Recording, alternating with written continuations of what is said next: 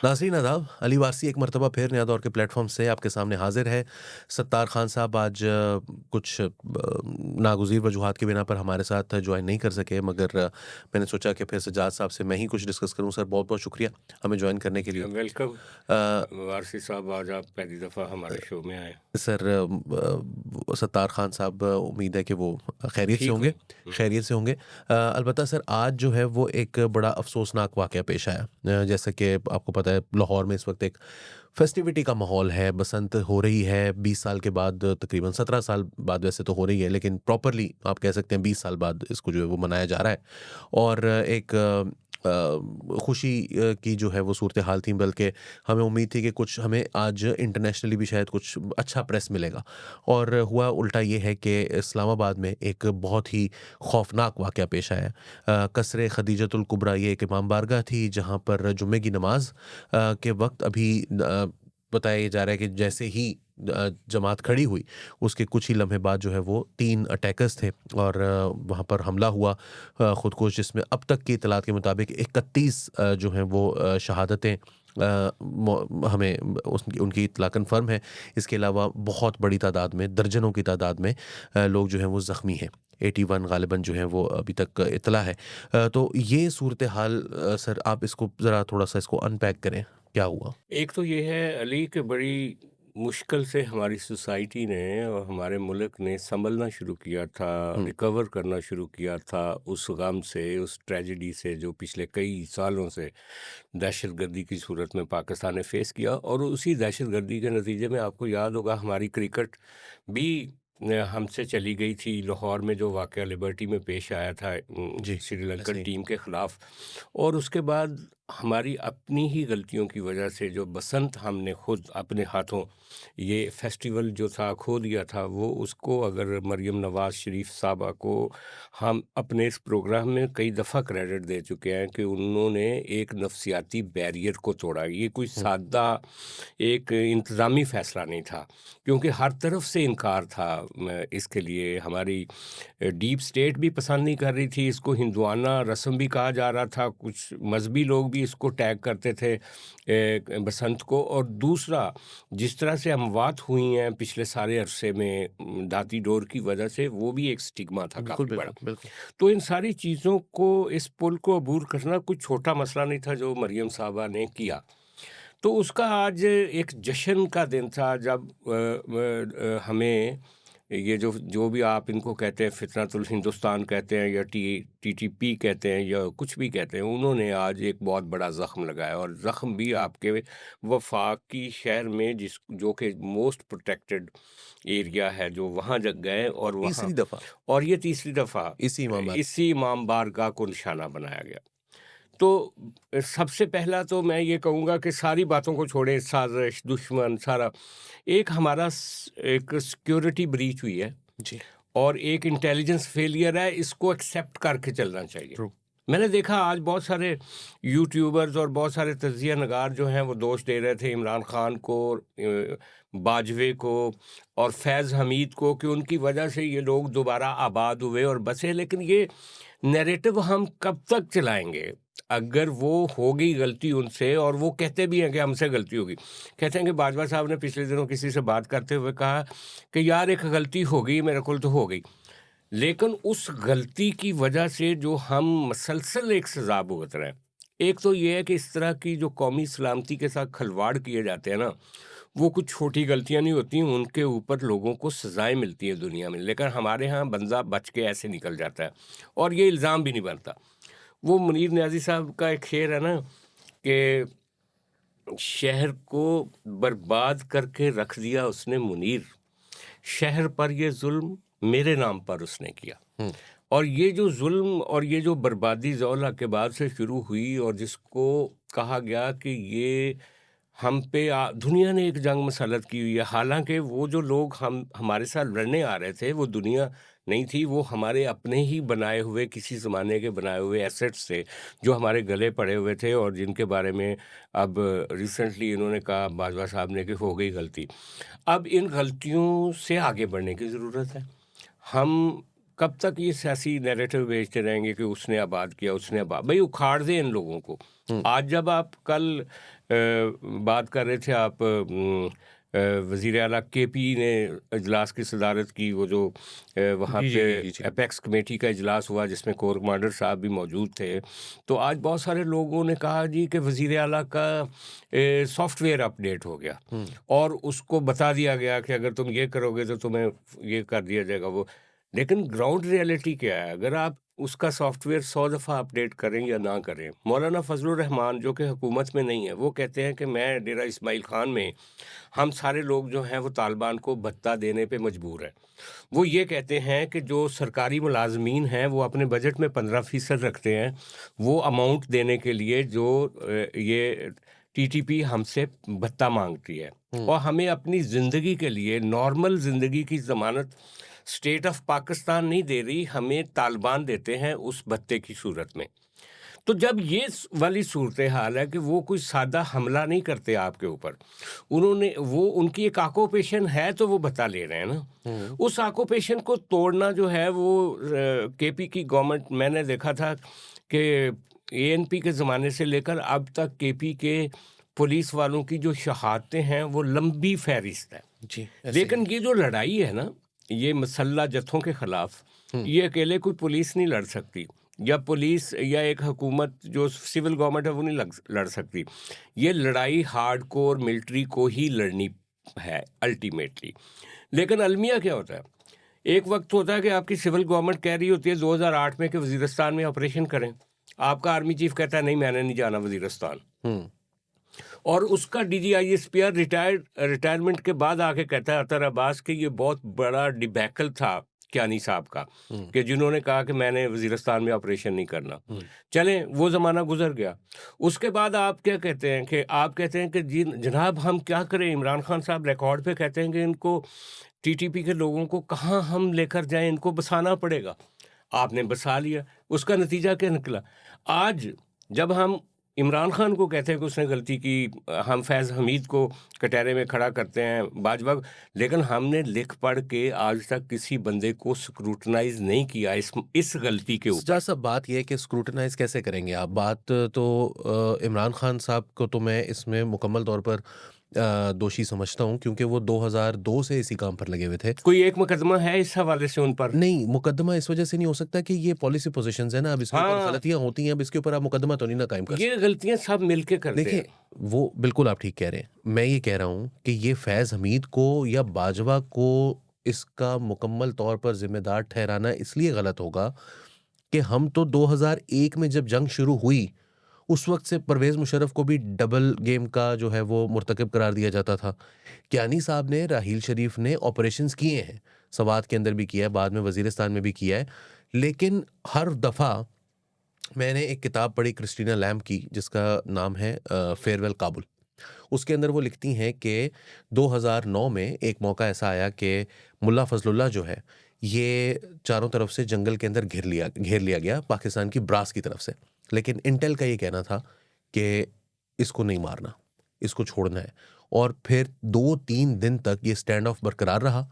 Eventually Intel side जो है वो प्रिवेल कर गई और उसको पक्तिका प्रोविंस के अंदर जो है वो वहाँ जाने की इजाज़त दे दी गई। This is long before general Bajwa became a lieutenant और इवन अ मेजर जनरल, और शायद ब्रिगेडियर होंगे उस ज़माने में।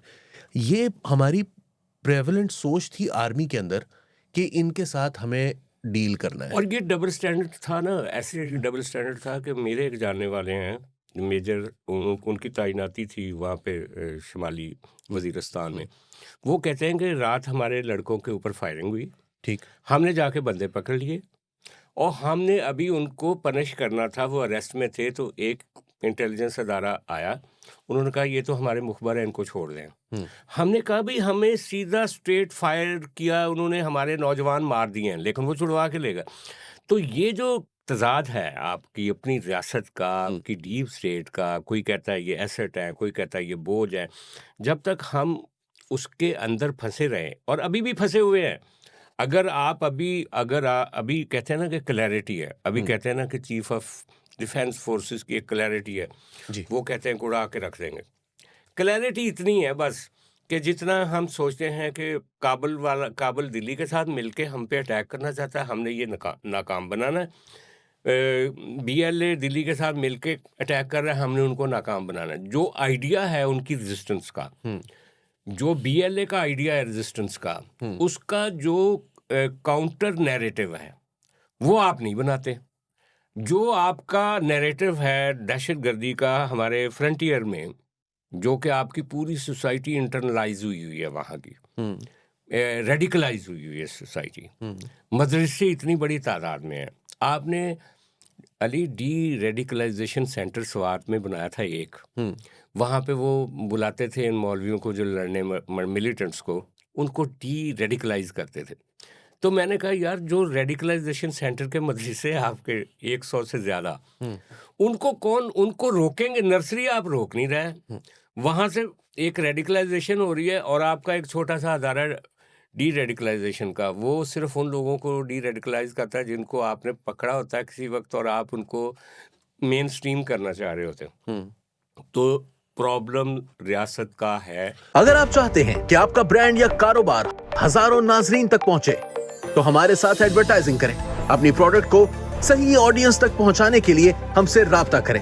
एडवर्टाइजिंग के लिए नंबर स्क्रीन पर मौजूद है। अच्छा, अब प्रॉब्लम इसकी तरह हम रियासत का। ऑपरेशनल साइड पर आते हैं। हाँ। आज जो वाकया हुआ है, मामला ये है कि एक बंदा है, वो पीसीबी का चेयरमैन भी है, वो बैक वक्त इंटीरियर मिनिस्टर भी है, और ये बंदा जो है वो डिप्टी प्राइम मिनिस्टर भी है कई हवालों से। देखिए ना, वो तो डिप्टी आर्मी चीफ भी है, डिप्टी आर्मी चीफ भी है, स्पोक्स पर्सन भी है, उनकी तरफ से बहुत सारी आर्मी बातें कर नहीं रहा होता है। घुसने देती, आर्मी नहीं अपने सर, उधर उनकी घुसने देखिए, देती। उनका पॉलिटिकल फेस है, यूं हाँ, कह लीजिए। उनका पॉलिटिकल फेस। सेनेटर है, एक आज़ाद सेनेटर है, ठीक है, जिसको सारी जमातें आजाद नहीं, मल्टी पार्टी सेनेटर, आज़ाद सेनेटर है ये साहब। का मुझे नहीं समझ आता कि देखें, अब इंटरनल सिक्योरिटी तो फिर बहरहाल आती, रिस्पॉन्सिबिलिटी इन दी एंड जो है वो इंटीरियर मिनिस्टर पर आती है, क्योंकि ये इंटरनल सिक्योरिटी है। हमारे ऊपर हमला हुआ इंडिया की तरफ से, हमने लड़ लिया। हमने अफगानिस्तान की तरफ से हमला हुआ, हमने उनके मार दिए जाके। What about this? देखें, ये बलूचिस्तान नहीं है, ये इस्लामाबाद। ये इस्लामाबाद। लेकिन मैं आपसे एग्री करता हूँ कि ये जो इंटीरियर मिनिस्ट्री है ख़ास तौर पे, ये एक फुल टाइम जॉब है। और पाकिस्तान जैसे मुल्क में जो कि 2 महाज़ों पे मैंने अभी एक ट्वीट पढ़ी, उसके अंदर उन्होंने लिखा हुआ था कि ये ऐसे ही है कि जैसे अमेरिका में जो WWE का चेयरमैन है विंस मैकमैन, WWF का, वो उसको आप सेक्रेटरी ऑफ स्टेट भी लगा दें।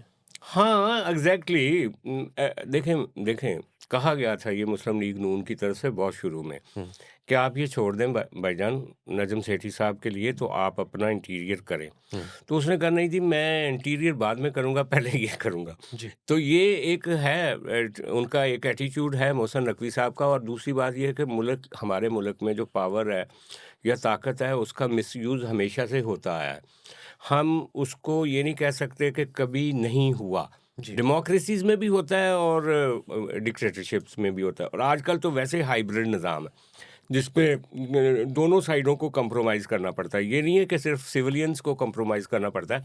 इवन मिलिट्री वाले जो सोचते हैं सिविलियंस के बारे में, वो फिर काफ़ी देर तक उनको हेल्ड एंड बेस करने पड़ते हैं अपने आइडियाज़ जो हैं किसी भी उसमें जाके। बाजवा साहब पूरी कोशिश के बावजूद बुज़दार को नहीं हटा सके थे। इसी तरह आज भी मिलिट्री वालों के बड़े आदर्श हैं कि ये कर दिया जाए, नए सूबे बना दें, ये कर दें, वो कर दें, लेकिन नहीं कर पाते। तो दोनों तरफ को कंप्रोमाइज़ करना पड़ता है। लेकिन बदकिस्मती ये है कि अगर ये कोई जो आपका ये जो हाइब्रिड निज़ाम है, अगर ये डिलीवर कर रहा हो तो हमें कोई प्रॉब्लम नहीं है। जब ये डिलीवर नहीं करता तो फिर डेफिनेटली सवालात उठते हैं। मोहसिन नकवी साहब को सोचना चाहिए कि ये, और ख़ास तौर पे ये जिम्मेदारी लेनी पड़ेगी। वहाँ के आईजी हों, आईबी का महकमा हो, जो इंटेलिजेंस, ख़ास तौर पे ये जो मदरसों की इंटेलिजेंस है ना अली, और मसाजिद की इंटेलिजेंस है, उसके लिए एक शोबा है आईबी के अंदर। वो भी जवाबदेह हैं, हमारे इंटेलिजेंस के दूसरे अदारे भी जवाबदेह हैं। मैं खबर आपके लिए एक मेरे सामने खुली हुई है, अगर आप इजाज़त दें तो। पंजाब की फोरेंसिक लैब और नादरा ने, जो खैबर पख्तूनख्वा के चीफ मिनिस्टर हैं, सुहेल आफरीदी, उनको मे 9 की जो वीडियो है उसको दुरुस्त करार दिया है। और वो ये एक आज की तो खबर नहीं, ये कुछ दिन पहले की खबर है। नहीं, ये आज की खबर है। और इसके अंदर जो है वो ये कंप्लीट रिपोर्ट जो है वो 14 फरवरी को जो है वो अदालत में पेश की जाने वाली है। तो आज जो रिपोर्ट है वो ज़ाहिर है गवर्नमेंट की रेडी हो गई है नादरा की तरफ से। ये आप इस चीज़ को कितना सिग्निफिकेंट देखते हैं? और कल जो उनकी मुलाकात हुई है जिसके अंदर तमाम जो है मतलब अगर आप देखें तो उन्होंने तो ये भी कहा है कि जी ऑपरेशन की भी हिमायत करेंगे, पैसे भी उनको मिलने के लिए वज़ीर आज़म से भी उनकी मुलाकात हुई है। तो how do you see these developments? देखें, जो वज़ीर आला केपी हैं, नौजवान आदमी हैं, वो उन्होंने लाहौर में जो मीडिया से गुफ्तगू की थी, यहाँ के जर्नलिस्ट का भी ख्याल है कि वो प्रैग्मेटिक हैं, वो कोई उस तरह के बुत नहीं है कि एक ही जगह पे रुक जाएं। और फिर उन्होंने ये भी देखा कि पिछले सारे अरसे में जो उन्होंने एफर्ट की इमरान खान साहब से मुलाकात के लिए, वो भी नहीं पॉसिबल हो सकी। तो अल्टीमेटली बाज़ लोगों ने कहा है कि आज उनका सॉफ्टवेयर अपडेट हुआ कल के फंक्शन, कल की जो एक मीटिंग थी उसके दौरान। लेकिन सवाल फिर वही है, सवाल ये है कि आपने ये तलवार लटका दी 9 मई की, और हो सकता है आप मुकदमा भी बना दें, हो सकता है आप उनकी वारंट गिरफ्तारी भी उसी तरह निकाल दें जैसे आपने गंडापुर के निकाल नहीं, इन्वेस्टिगेशन का अभी तक तो उन्होंने कहा है कि मतलब जो इन्वेस्टिगेट भी, की जा सकती है। लेकिन वो ये होगा कि आप एक एक एक लिवर के तौर पे एक रखेंगे अपने हाथ में कि आइंदा उनको कहें कि वो बिहेव करें। लेकिन दूसरी बात ये है कि यार 9 मई को गुजरे कितने साल हो गए। 9 मई के वाक़यात की तफ्तीश ही अभी तक इनसे ना तो फाइनलाइज हुई है, ना अभी तक पूरी तरह लोगों को सज़ाएँ मिली, कुछ लोगों को सज़ाएँ मिली।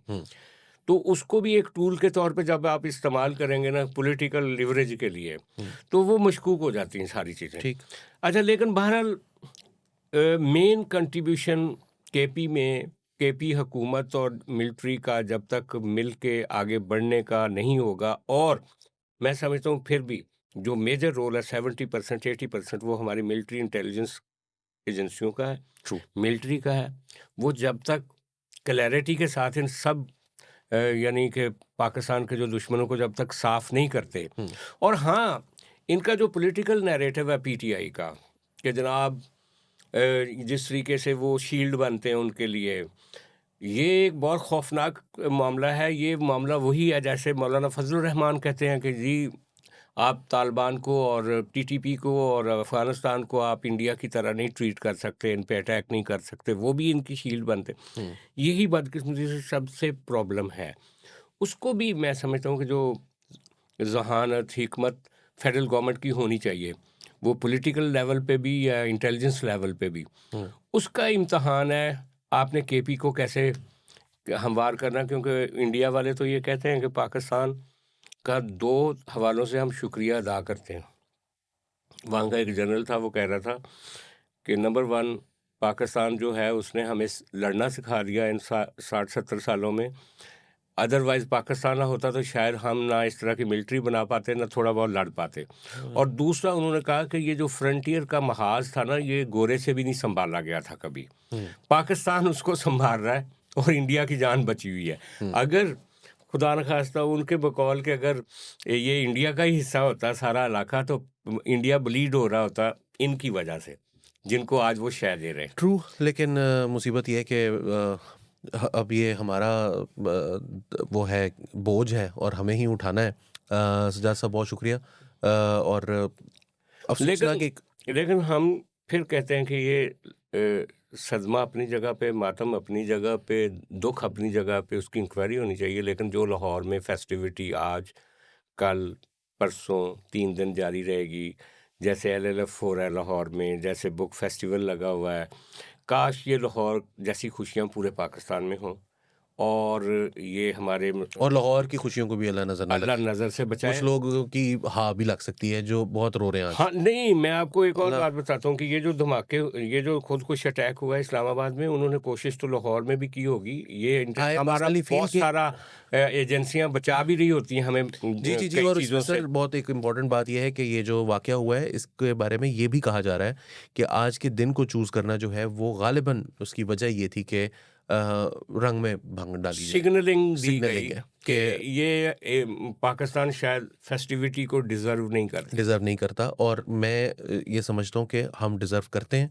और हमें ये जो कुछ हम डिज़र्व करते हैं, इसको हासिल करने के लिए हमें बहुत तवील जंग लड़ी है, लेकिन अगर हम नीयत के साथ जारी रखें तो इंशाल्लाह ताला हम अगर इसको ये जंग सिर्फ नीयत के साथ आप 5 साल लड़ लें ना, तो आप इसमें से निकल जाएंगे। शिकस्त दे सकते हैं और इसको। अगर आप थोड़ा 2 कदम आगे बढ़ेंगे और 3 कदम पीछे हटेंगे, तो फिर ये जैसे 40 साल से हम इसमें फंसे हुए हैं, हम आगे ऐसे ही भी ये फंसे रहेंगे। ऐसे। बिल्कुल आपने दुरुस्त कहा। नाज़रीन, फ़िलहाल के लिए हमें नया दौर के प्लेटफ़ॉर्म से इजाज़त दीजिए। आदाब।